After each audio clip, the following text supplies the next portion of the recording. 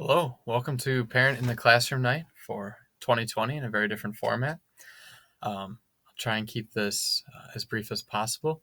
This will be a dual video for 7th and 8th grade religion.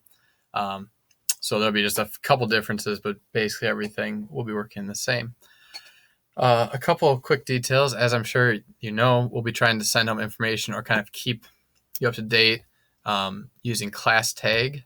And I think most people are registered, but if you don't know about this, well, you might have trouble getting this video. If you don't know about it though, please contact us so we can work on getting you in. This is where we'll put things for the parents just to keep them up to date. And it could be helpful as well if we would ever need to go virtual. The other thing that you 8th grade parents will be getting on Monday, 7th grade parents will be either getting soon or may already have gotten, are the way that you will log in to PowerSchool, which is the new student information software with the assessment grades and attendance, everything like that. And so you'll be able to set up your account once you get that information. One thing to note, if you have more than one child at Holy Angels, there is a way to link all of their accounts together, so you would only have one login. So that'd be nicer. So those are two kind of new technology things: the PowerSchool login, which you either have already gotten or will be getting Monday, and this class tag. In terms of the students, one thing I've been doing and will continue to do is posting everything we're going to do for the day in their Google Classroom.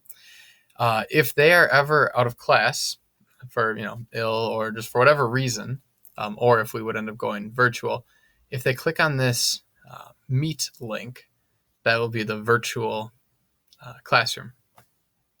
It's not obviously not ideal, but it certainly works. And so that's where they would find the video and they would just meet at our regular class time, both for 7th and 8th grade religion. This is also where I would post what we're doing, the presentations, flashcards, and then I'm also going to be posting the assessments. Will be a little bit different. Instead of being more the pure knowledge-based, in 8th grade for religion, for instance, what year or who led the Protestant Reformation in 1517, then that's Martin Luther. This year it'll be a little more skill-based, and I'll get to that in a second. But I'll be listing the standards for each chapter on some days as we go through the chapters, and then those are the standards that will be on the assessment. That also leads to a difference. I won't hit it too much because I'm sure everybody's talking about it. But instead of seeing A's, B's, C's, and D's, this year you will see on the report card 4s, 3s, 2s, and 1s. 4 will be very rarely seen, and it'll be just going above and beyond. They can teach the material. They have done something beyond what was expected in class.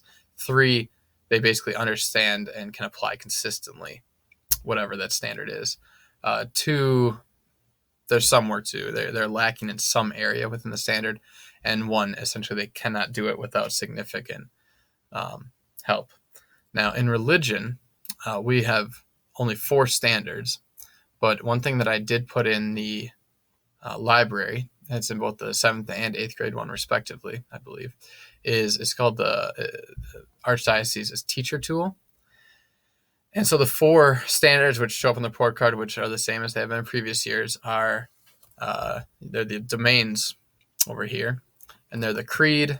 So in other words, what we believe, liturgy and sacraments, how we practice our worship, the moral life, our ethics and behavior, and Christian prayer. And they're also the distinctions in the adult catechism. So what you can look at, though, is within a domain are all of the standards that they should be able to do by the end of the year. And so just this is the 8th grade one. So recognizes major portions of the New Testament history of the Catholic Church. Well, we'll be looking at that when we get to the chapter on basically the church during the time of the Romans, right, in the book of Acts in the Bible. And so that's when we'll hit up that standard. But all of these will contribute to their trimester performance on the standard of creed. So there's only 4 of them in religion. But if you want to see exactly what they should be able to do and what we will be doing over the course of the year, they're in this teacher tool. So looking at what the class is, now I've got the 8th grade religion syllabus posted here. 7th grade is very similar. The big difference between the two classes is what they're learning. 8th grade, our focus is on morality for probably the first third of the year. It really goes through the 10 Commandments, kind of really trying to dig into them, and then looking at how we form our consciences, how we make decisions. And then the second 2/3 of the year are church history. So starting with the time when Christ rises and the Holy Spirit comes down at Pentecost, going all the way up until basically the year 2000. So that's what the 8th grade, that's sort of the content by which the standards will be given.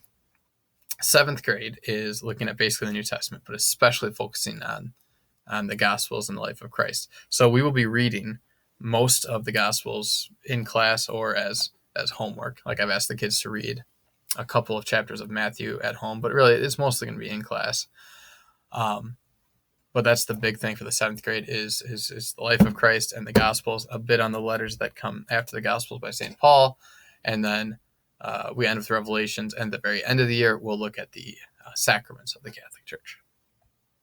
So that's the difference between the two classes. You can see all the standards in the other link in the library of ClassTag. On the syllabus, it just shows the standards, how they're scored. I don't anticipate any big behavior issues. The kids have been great so far. Maybe even better than I've expected. I appreciate your help with making things flow as well as they could. So that's really most of what I have to say. Don't be afraid to reach out, email me with any questions or any concerns. I'm hoping for a great year, and hopefully a year where the 7th and 8th graders grow in faith. So thanks, and I hope you have a wonderful night. Bye.